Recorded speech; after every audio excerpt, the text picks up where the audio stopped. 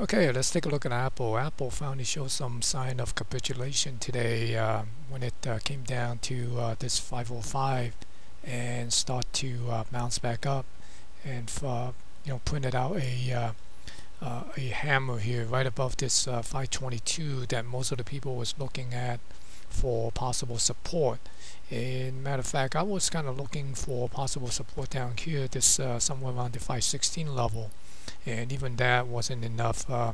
The next level that I was looking at was somewhere around this 594 area over here. So today was definitely some sort of capitulation, and we could possibly see next week that Apple could might be bouncing back up here to this somewhere around this 535 level, and then possibly get back up here at this 555. Notice these level is all to prior support and resistance level. If you could see right here, this 535 here, and also the 555, and that was the April low. So those are the levels that we might want to keep an eye on for the coming week. The volume was quite high. It's about 2.5 times of the average volume.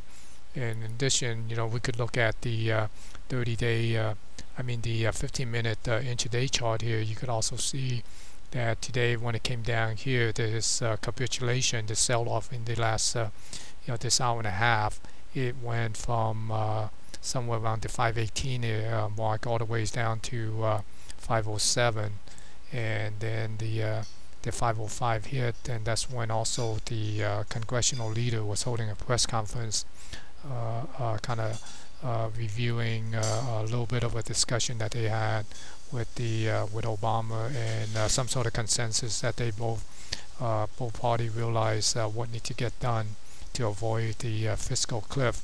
But in regardless of whatever happened, there was sign of capitulation, and also when the price started bouncing, you could also see some short covering come in, and that just fueled the upward move. And right now, the next week, like I said, on the daily chart, we're basically looking at this level here, this 535, 536 for initial resistance, and also you see that happened to be the 535, 536 area happened to be the 5-day EMA. Then we could, if it break above that, we could be looking at this 555 and possibly this 10-day moving average here near this 550, and also the trend line coming down.